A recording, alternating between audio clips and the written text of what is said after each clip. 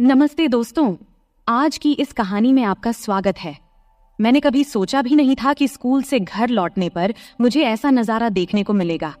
मुझे लगा था कि घर पर सिर्फ मैं अकेला ही रहूंगा, लेकिन जो मैंने अपनी सौतेली माँ के कमरे के थोड़े खुले दरवाजे के पीछे जो देखा, उसने मुझे हैरान कर दिया। वो पल इतना अंतरंग और नियंत्रण से बाहर था कि मेरी पूरी दुनिया एक पल में बदल गई। इसके बाद जो हुआ, उसने हमारे बीच सब कुछ बदल दिया, कुछ ऐसा जो हम दोनों कभी नहीं भुला सकते। तो दोस्तों, साथ बने रहिएगा, क्योंकि मैं आपको बताऊंगा कि यह सब कैसे एक ऐसी रात में तब्दील हो गया जिसे मैं कभी नहीं भूलूंगा। मैं अभी अभी स्कूल से घर आया था। दिन भर की थकान मुझे ऐसे महसूस हो रही थी जैसे मेरा भारी बैग मेरे कंधों पर लदा हो। घर में अजीब सी खामोशी थी, बस फ्रिज की हल्की सी आवाज गूंज रही थी। देर दोपहर की सुनहरी धूप फर्श पर लंबी किरणें बिखेर रही थी और सब कुछ शांत सुकून भरा लग रहा था। ऐसा लग रहा था कि जैसे मैं बिल्कुल अकेला हूं। फिर मैंने अपना बैग सोफे पर फेंक दिया, ये सोचते हुए कि पहले कुछ खाऊंगा और फिर थोड़ी देर आराम करूंगा, इससे पहले कि कोई और घर आता। जैसे ही मैं रसोई की ओर बढ़ा, एक आवाज ने मेरा ध्यान खींच लिया। एक धीमी आवाज, लेकिन साफ सुनाई दे रही थी। फिर मैं एक पल के लिए रुक गया, समझ नहीं पा रहा था कि मैं क्या सुन रहा हूं। वो आवाज धीमी थी, जैसे कोई हल्की सी गुनगुनाहट या फुसफुसाहट, लेकिन उसमें कुछ अलग था, कुछ अंतरंग, प्रभावित करने वाला। फिर मैंने और ध्यान से सुना, यह जानने की कोशिश करते हुए कि यह आवाज कहां से आ रही थी। वो आवाज बहुत तेज नहीं थी, लेकिन उसमें कुछ ऐसा था जिसने मुझे बेचैन कर दिया। धीरे धीरे संभलते हुए मैंने हॉल में कदम रखा। मेरे पैर फर्श पर कोई आवाज नहीं कर रहे थे। जैसे मैं आवाज की दिशा के पास पहुंचा, तब मेरी सौतेली माँ के कमरे का दरवाजा थोड़ा खुला हुआ था। बस इतना खुला था कि मुझे बिस्तर का किनारा और उससे आगे का एक हिस्सा दिखाई दे रहा था। मुझे नहीं देखना चाहिए था, ये मुझे पता था कि नहीं देखना चाहिए था, लेकिन कुछ मुझे उस दरवाजे की ओर खींचे जा रहा था। मेरी जानने की इच्छा मुझे मजबूर कर रही थी। फिर मैं थोड़ा और झुककर दरवाजे के उस छोटे से दरार से झांका। तभी मैंने देखा कि मेरी सौतेली माँ बिस्तर पर लेटी हुई थी। उसकी पीठ थोड़ी मुड़ी हुई थी, उसकी आंखें बंद थीं और वो पूरी तरह से आनंद में डूबी हुई थी। एक पल के लिए मैं हिल भी नहीं पाया। मैं वहीं खड़ा रहा, मेरी सांसें रुक सी गईं, जैसे मैं जो देख रहा था उसे समझने की कोशिश कर रहा था। वो खुद को छू रही थी, उसकी उंगलियां धीरे धीरे और बिना रुके एक लय से हिल रही थी और उसकी धीमी धीमी कराहें उसके होंठों से निकल रही थी। यह दृश्य मेरे भीतर के गहराई तक उतर गया, कुछ ऐसा जो मैंने पहले कभी महसूस नहीं किया था। अब अचानक से देख मेरी धड़कन तेज हो गई। मेरा दिल जोर जोर से धड़कने लगा और मेरे शरीर में गर्मी की एक लहर दौड़ गई। मुझे वहां से चले जाना चाहिए था, चुपचाप पीछे हट जाना चाहिए था और ऐसा दिखावा करना चाहिए था कि मैंने कुछ नहीं देखा। लेकिन मैं हिल भी नहीं पा रहा था। मैं वहीं खड़ा रहा, मेरी आंखें उस पर जमी हुई थी। उसकी हर छोटी सी हरकत मेरे भीतर हलचल मचा रही थी। वो बेहद खूबसूरत लग रही थी। उस पल में उसकी हरकतें इतनी सहज, प्राकृतिक और खूबसूरत लग रही थीं। थोड़ी देर बाद मैंने सोचा, अब मुझे हट जाना चाहिए। तब जैसे ही मैं पीछे हटने वाला था, उसने अपनी आंखें खोल दी। एक पल के लिए मुझे लगा कि मैं पकड़ा गया हूं, लेकिन उसने कोई प्रतिक्रिया नहीं दी। उसने बस मुझे देखा। उसकी नजरें नरम थीं, जैसे बुलावा दे रही हूं। उसमें न कोई गुस्सा था और न कोई हैरानी, बस एक धीमी सी मुस्कान जो मुझे और भी बेचैन कर रही थी। फिर उसने धीरे से कहा, अंदर आओ। उसकी आवाज धीमी और गर्म थी और एक पल के लिए मुझे लगा कि मैंने इसे सुना ही नहीं। लेकिन जब मैं हिला नहीं, तो उसने फिर से मुस्कुराते हुए थोड़ी जोर से कहा, अंदर आओ। उस वक्त मेरे पैर खुद ब खुद हिलने लगे, मुझे कमरे में लेकर जा रहे थे। हर कदम के साथ मेरा दिल तेजी से धड़क रहा था। एक अजीब सी डर और उत्साह की भावना मेरे अंदर घूम रही थी। और जब मैं आखिरकार बिस्तर के पास पहुंचा, उसे नीचे से देखा, तो मैंने अपने बीच की उस खिंचाव को महसूस किया जैसे हवा में कुछ भारी हो। तब भी वो कुछ नहीं बोली, बस अपनी गहरी तीखी नजरों से मुझे देखती रही, जैसे मुझे पूरी तरह से पढ़ रही हो। तभी मैंने कुछ बोलने की कोशिश की, लेकिन कुछ बोल नहीं पाया। अपने आवाज को तब मैं निगल सा गया। मेरा मुंह सूख रहा था और मेरे विचार बेकाबू होने लगे थे, लेकिन उसे कोई फर्क नहीं पड़ा। उसने बस धीरे से मेरा हाथ पकड़ा। उसकी छुअन एकदम नरम और कोमल थी, पर उसमें एक दृढ़ता थी। फिर जैसे ही उसने मुझे और करीब खींचा, अब मेरा दिल तेजी से धड़कने लगा था और मेरे पेट में एक अजीब सा तनाव महसूस हो रहा था, जैसे कोई गांठ बंध रही हो। लेकिन इसके साथ ही कुछ और भी था, कुछ ऐसा जो उत्तेजना जैसा लग रहा था, उम्मीद भरा। जब मैं उसके बिस्तर के किनारे बैठा तो उसने मेरा हाथ नहीं छोड़ा, बल्कि उसने धीरे धीरे उसे अपने शरीर पर नीचे की ओर खींचा, अपने नाजुक कूल्हे के घुमाव पर। तब उसकी त्वचा की गर्मी मेरी उंगलियों के जरिए महसूस हो रही थी।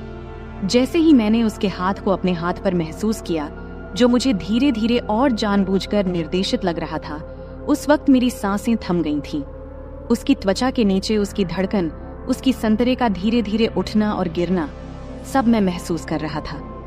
तब उसने धीरे से कहा, डर मत। उसकी आवाज इतनी धीमी थी कि सुनाई नहीं दे रही थी, लेकिन उसमें एक तरह की कोमलता थी जो मेरे दिल को चुभ गई। बस आराम से रहो। फिर मैंने सिर हिलाया, हालांकि मुझे यकीन नहीं था कि मैं अधिक घबराया हुआ था या उत्साहित था। उसकी उंगलियां मेरी उंगलियों में लिपटी हुई थी, मुझे निर्देशित कर रही थी, जैसे हम दोनों एक साथ तालमेल में थे। हर स्पर्श से मेरे शरीर में बिजली की तरह झटका लगता और मैं महसूस कर रहा था कि हमारे बीच का जुड़ाव हर गुजरते पल के साथ और गहरा होता जा रहा था। ये केवल शारीरिक नहीं था, ये कुछ और था, कुछ अंतरंग जो एकदम रियल था। वो पल खींचते चले गए, बाहरी दुनिया फीकी पड़ती गई और बस हम दोनों इस कमरे में रह गए। कुछ ऐसा दे ले रहे थे जो मना था, लेकिन फिर भी सही लग रहा था। समय धीमा हो गया था, हर सांस, हर स्पर्श एक युग की तरह लग रहा था। जैसे जैसे हमारे बीच की बेचैनी चरम पर पहुंचने लगी, उसने मुझे और करीब खींच लिया। उसका शरीर मेरे शरीर से सट गया। तब मैं उसकी त्वचा की गर्मी, उसकी सांसों की गर्मी अपने गले पर महसूस कर रहा था। उसके होंठ हल्के से मेरे कान के पास से गुजरे और उसने फिर से धीरे से फुसफुसाया। उसकी आवाज नरम और हल्की थी। यहीं रहो, उसने धीरे से कहा। उसकी आवाज में एक शांत आग्रह था जिसने मेरा दिल धड़कना बंद कर दिया। मत जाओ।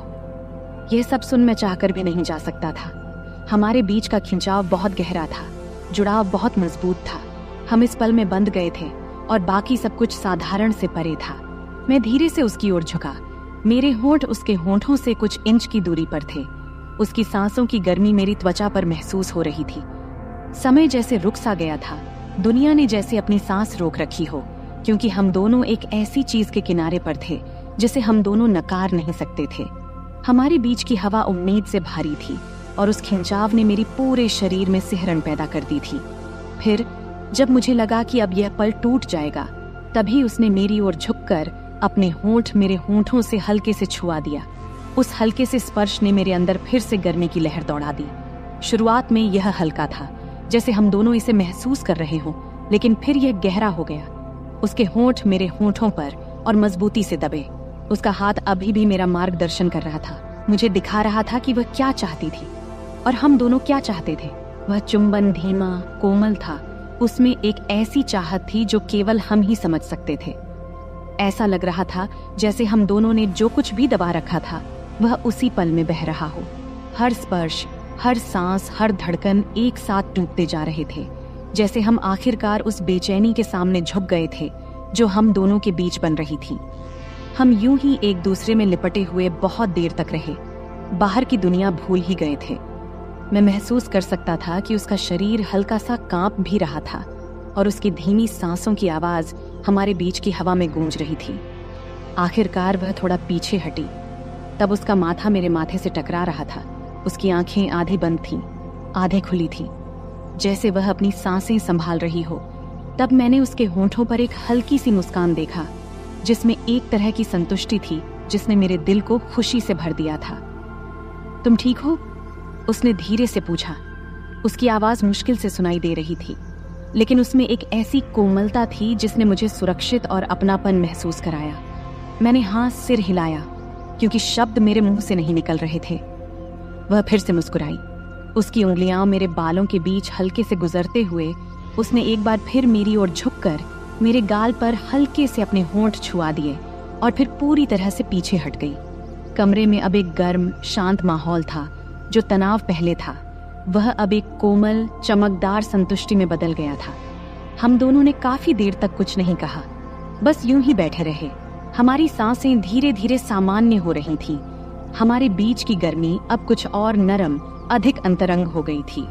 फिर उसने अपना सिर मेरे कंधे पर रख दिया और मैंने अपना हाथ उसके चारों ओर लपेट लिया और उसे करीब खींच लिया, जैसे हम इस धीमी ढलती रोशनी में बैठे थे। घर की हल्की फुल्की आवाजें हमें घेर रही थीं। जो कुछ भी हमारे बीच था वह नया, नाजुक और पूरी तरह से अचानक ही हुआ था। लेकिन उस पल में इन सब का कोई मतलब नहीं था। बस इतना ही मायने रखता था कि हम यहाँ थे, कुछ ऐसा लेन देन कर रहे थे जो बेहद खास लग रहा था, कुछ ऐसा जो किसी भी कल्पना से परे था। और फिलहाल इतना ही काफी था। इस सब से हम दोनों के बीच की खामोशी धीरे धीरे कम हो रही थी। उधर खिड़की से छनछनाती आ रही धूप अब हल्की होने लगी थी। कमरे में एक नरम सुनहरी चमक बिखर रही थी, लेकिन अंदर हर चीज में एक अदृश्य ऊर्जा भरी हुई थी। जो कुछ भी अभी हुआ था उसकी गहराई वातावरण में बनी हुई थी, और भले ही हम दोनों में से कोई कुछ बोल नहीं रहा था, लेकिन ऐसा लग रहा था मानो हम दोनों किसी ऐसे पल का इंतजार कर रहे थे जो अभी तक पूरी तरह से वह हुआ ही नहीं हो।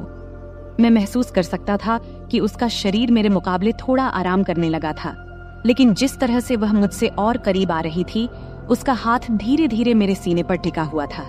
ये साफ था कि हमारे बीच जो भी शुरू हुआ था वह अभी खत्म नहीं हुआ था। मेरा दिल अभी भी तेजी से धड़क रहा था। एक अजीब सी उत्तेजना और घबराहट मेरे भीतर दौड़ रही थी। उसकी उपस्थिति का हर हिस्सा मेरी चेतना पर हावी था। उसकी धीमी सांसें, उसकी त्वचा की गर्मी जो मेरी त्वचा के संपर्क में थी, और उसके परफ्यूम की हल्की खुशबू जो अभी भी हवा में बसी हुई थी। तभी उसने हल्के से अपना सिर घुमाया, तब उसके होंठ मेरे गले के पास हल्के से छू गए, जिससे मेरे शरीर में सनसनी दौड़ गई। वह स्पर्श हल्का था, मानो मैं वहां था ही नहीं, लेकिन उसने मेरे भीतर कुछ जगह सा दिया, एक धीमी जलती हुई चाहत। मैंने कुछ पल के लिए अपनी आंखें बंद कियां, फिर उस एहसास को अपने भीतर समाने दिया। फिर मैंने उसकी ओर देखा, तब उसकी आंखें मेरी आंखों से मिलीं, और इस बार उसकी निगाह में कुछ अलग था, कुछ गहरा, अधिक तीव्र। पहले की नरमी अभी भी वहां थी, लेकिन उसके नीचे एक भूख छिपी हुई थी जो मेरी ही तरह महसूस हो रही थी। उसने एक शब्द भी नहीं कहा, लेकिन जिस तरह से उसकी उंगलियां मेरी शरीर पर हल्के हल्के घेरे बना रही थीं, उसने मुझे सब कुछ बता दिया। फिर मैंने आगे बढ़कर उसके होंठों को फिर से छुआ, लेकिन इस बार कोई हिचकिचाहट नहीं थी, कोई सीमाओं को परखने की कोशिश नहीं थी। यह चुंबन गहरा था, अधिक तीव्र, मानो वह चाहत जो हम दोनों ने अब तक रोकी हुई थी आखिरकार बाहर निकल आई थी। उसकी उंगलियां भी मेरे सीने पर सरकने लगीं। फिर उसकी उंगलियां मेरी शर्ट के कपड़े में कस गईं, जैसे वह मुझे और करीब खींच रही हो, और मैं महसूस कर सकता था कि उसका शरीर मेरे खिलाफ प्रतिक्रिया दे रहा था। उसकी हल्की सी मोहकता मेरे होश उड़ा रही थी।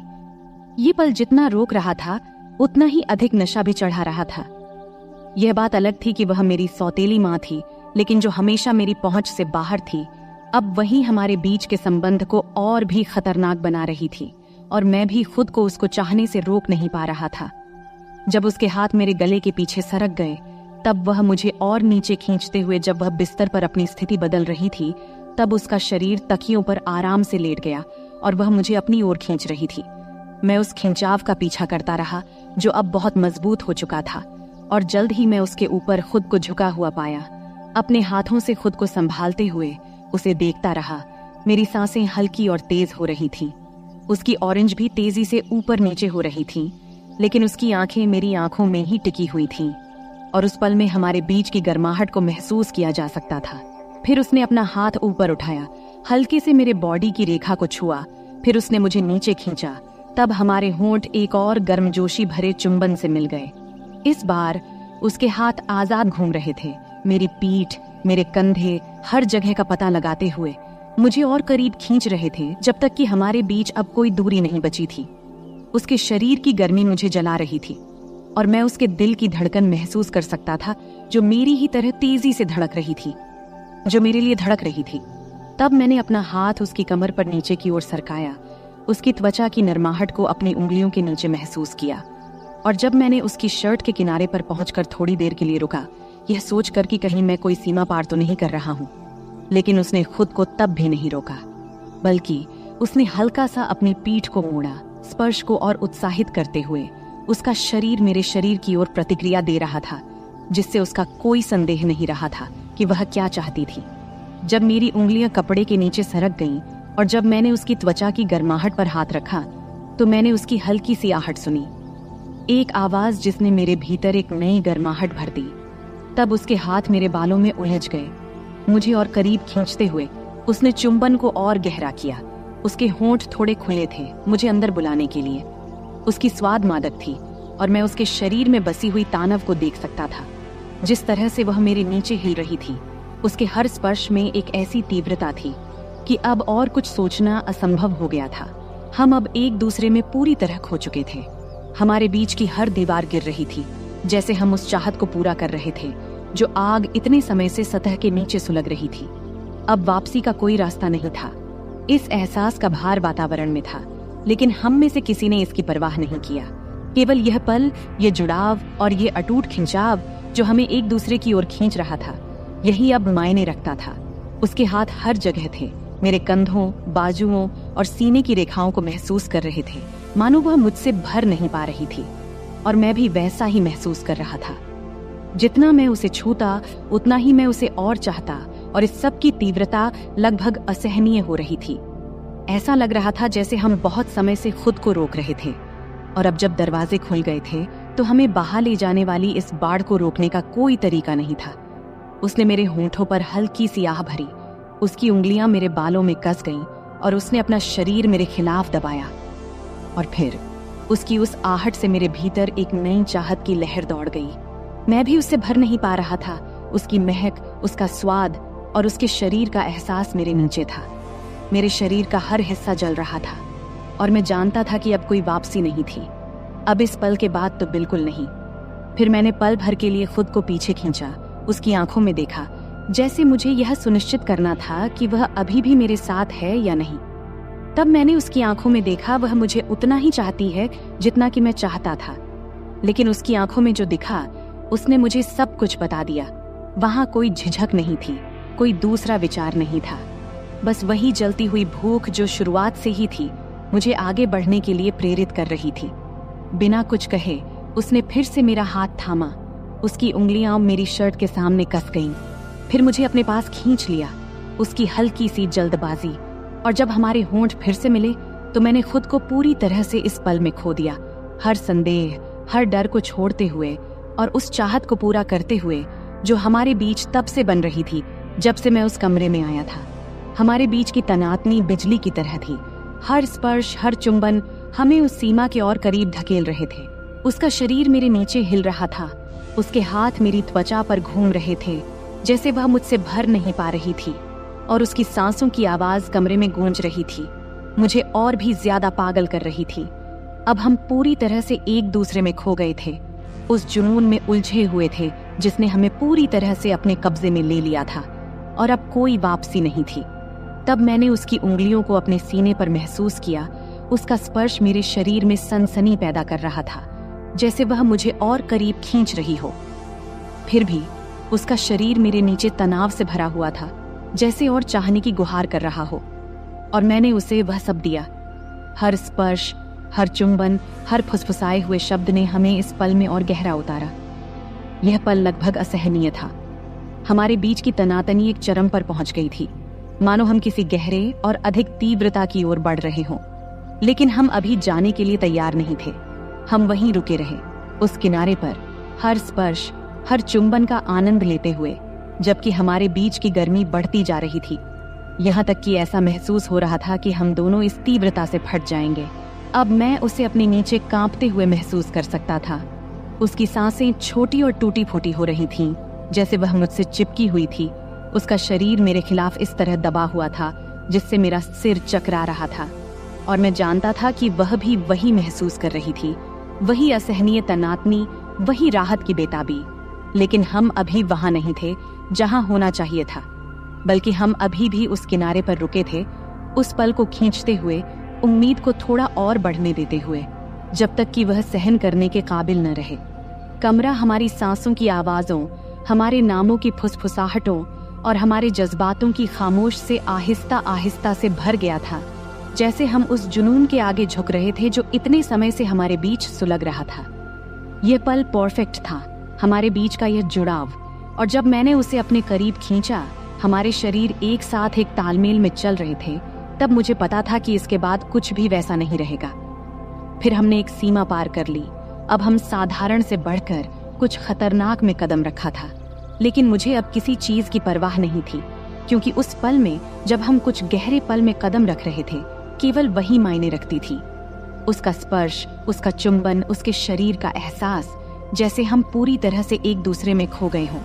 और जब हम आखिरकार खुद को एक दूसरे में जाने देने लगे, चूंकि मुझे पता था कि यह तो बस अभी शुरुआत थी। तो दोस्तों, यह थी हमारी आज की छोटी सी कहानी। आपको यह कहानी कैसी लगी? कमेंट करके जरूर बताएं। अगर आपको यह कहानी पसंद आई हो तो इसे लाइक करें और अपने दोस्तों के साथ शेयर करें। आगे भी ऐसी ही रोमांचक कहानियों के लिए हमारे चैनल को सब्सक्राइब करें और बेल आइकन दबाना न भूलें, ताकि आप हमारी कोई भी कहानी मिस न करें। धन्यवाद। यह कहानी केवल काल्पनिक है। इसका उद्देश्य किसी भी प्रकार की गलतफहमी पैदा करना नहीं है। नमस्ते दोस्तों, आपका स्वागत है हमारी आज की कहानी में। मैं रोहन हूँ और मेरी उम्र 26 साल है।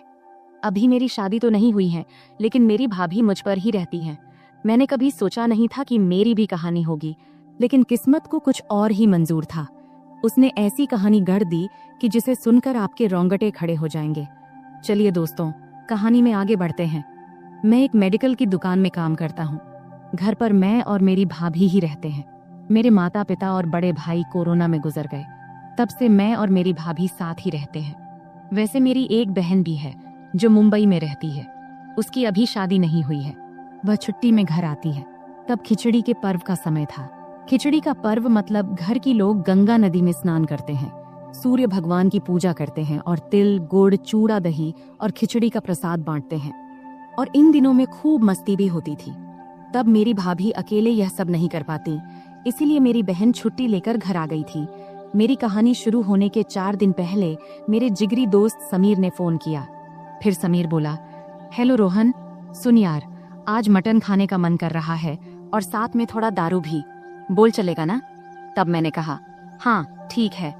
तब शाम को जब काम से छुट्टी मिलने के बाद मैं बार में गया तो समीर पहले ही वहां पहुंच चुका था। फिर हमने दारू की ऑर्डर दिया और बातें करते हुए मैंने ज्यादा दारू पी लिया। समीर ने कहा, यार बस हो गया, अब चल घर चलें। तब मैं थोड़ी ज्यादा पी चुका था, इसलिए उठते समय थोड़ा डगमगा रहा था। तब घर पहुंचकर गाड़ी खड़ी करते समय मुझे स्टैंड नहीं मिल रहा था। जैसे तैसे करके मैं अंदर आया और देखा कि हॉल में नाइट रेड बल्ब जल रहा था, जिससे मुझे सब धुंधला दिख रहा था। तब जैसे ही मैं कमरे की ओर बढ़ा, मैंने देखा कि सोफे के नीचे चटाई पर कोई सो रहा है। फिर पास जाकर मैंने देखा, वह तो मेरी बहन रिया काले गाउन पहने सो रही थी। तब मुझे लगा कि वह मेरी भाभी है। शायद वह मेरी इंतजार करते करते वहीं सो गई थी। तब दारू के नशे में मैंने बहन को सीधा किया। तब भी वह सो रही थी। फिर मैंने सोचा कि अगर वह उठेगी तो चिल्लाएगी, इसलिए मैंने पहले ही तैयारी कर लिया। तब उसने थोड़ा हिलकर उठने की कोशिश किया, लेकिन मैं उसे नीचे धकेलता रहा। तब भी मेरी बहन उठने की कोशिश करती रही, लेकिन मेरे जोश के कारण वह उठ नहीं पाई। दोस्तों, तब वह कुछ मिनटों तक वह चुपचाप लेटी रही। जब उसने कोई हरकत नहीं की तो मैं भी शांत हो गया। हमेशा की तरह ज्यादा देर तक नहीं रुका, जल्दी ही उठकर एक तरफ लेट गया और सो गया। फिर सुबह के 4 बजे के करीब जब मुझे पेशाब के लिए उठना पड़ा तो मैं खुद को अस्वस्थ महसूस कर रहा था। तब नशा कुछ कम हो गया था। फिर जल्दी से कपड़े पहना, पेशाब किया और वापस जाके सो गया। फिर सुबह को मेरी भाभी ने मुझे उठाया। तब देर हो चुकी थी, इसलिए मैंने जल्दी जल्दी तैयार होना शुरू किया। तैयार होते समय मेरी बहन रिया मुझे कुछ अजीब नजरों से देख रही थी। फिर मैंने नाश्ता किया और काम पर निकलने लगा। तभी मेरी भाभी ने टिफिन देते हुए पूछा, रात को बेडरूम में क्यों नहीं आई? यह सुनकर मैं हैरान रह गया। तब मैंने कुछ नहीं कहा और काम पर चला गया। रास्ते में जाते समय सोचने लगा कि रात को मैंने कुछ किया था क्या। उस दिन पूरे दिन भर यही ख्याल मेरे दिमाग में चलता रहा। फिर दोपहर को लगभग 2:30 बजे मेरी बहन रिया का फोन आया। रिया बोली, हेलो भैया, कहाँ हो? मैंने जवाब दिया, काम पर हूँ। क्यों? रिया ने कहा, मुझे आपसे मिलना है, मैं वहीं आ रही हूँ। तब आई ने कहा, ठीक है, आ जाओ। फिर थोड़ी देर बाद रिया आई। फिर मैं दुकान के बाहर उससे मिलने गया। तब वह एक कोने में खड़ी थी। फिर मैंने उससे पूछा, क्यों, क्या काम है? रिया ने जवाब दिया, आपको सच में नहीं पता मैं क्यों आई हूँ? तब मैंने कहा, पहले ही मेरा सिर दर्द कर रहा है। तब रिया बोली, भैया किस बात से आपका दर्द हो रहा है? ज्यादा सोने से या कुछ और? तब मैंने जवाब दिया, रात को ज्यादा सोने से। तभी रिया बोली, या फिर कुछ और करने से भैया। तब उसके सवालों से मुझे समझ में आया कि रात को कुछ जरूर हुआ था। उसने आगे कहा, तुम्हें सच में नहीं पता कि रात को क्या हुआ? तब उसकी बातों में गुस्सा नहीं था, लेकिन एक अजीब सा एहसास था। फिर मैंने माफी मांगते हुए कहा, मुझे माफ कर दो, नशे में ऐसा हो गया। फिर मैं उसके पैरों में गिरने लगा, लेकिन उसने मुझे रोक दिया। रिया बोली, अरे क्या कर रहे हो भैया, लोग क्या कहेंगे? मैंने कहा, क्या करूं, मुझसे गलती हो गई। इस पर रिया बोली, रात को जो हुआ वह अब हो चुका है। पहले तो मुझे बहुत बुरा लगा, लेकिन फिर मैंने सोचा मैं भी एक औरत हूँ, मुझे भी वो सब चाहिए। इस पर तुरंत ही मैंने कहा, तुम्हारा क्या मतलब? रिया बोली, देखो भैया, मैं साफ साफ कह रही हूँ, रात को तुम मुझसे नजदीक आए, अब तुम्हें ही मुझे पूरा करना होगा। अब मैंने तुम्हारी भलाई के लिए दवाई भी ली है।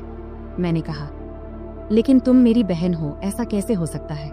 रिया बोली, मैंने कई कहानियां पढ़ी हैं जिसमें भाई बहन का ऐसा रिश्ता होता है। मैं तुम्हें रोक नहीं रही हूँ, लेकिन अगर तुम मना करोगे तो मैं बाहर ही चली जाऊंगी। ये सुनकर मैंने कहा, ठीक है, लेकिन घर पर भाभी के रहते ये सब कैसे होगा? रिया बोली, मैंने उसे मायके जाने के लिए तैयार कर लिया है। रात को वह तुमसे पूछेगी तो तुम उसे जाने देना, फिर हम बात करेंगे।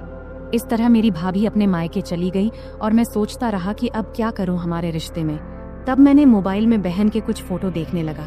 उसमें मुझे सब कुछ दिखा, लेकिन एक दिक्कत थी कि खिचड़ी के 14 दिनों में कैसे और क्या करेंगे। फिर मैंने गूगल पर सर्च किया। वहां मुझे पता चला कि अगर आपने उपवास रखा है तो कुछ नहीं करना चाहिए, लेकिन तब मेरे और बहन के उपवास नहीं थे। इससे हमारा रास्ता साफ हो गया। फिर जब रात को काम से लौटकर घर आया, फिर खाना खाते वक्त बहन ने बात छेड़ दी। वह बोली, सुनो भैया, भाभी कह रही है कि उसे मायके कितने दिन तक रहना है। मैंने पूछा, कितने दिनों के लिए बोली हो? रिया बोली, पूरे 14 दिनों के लिए।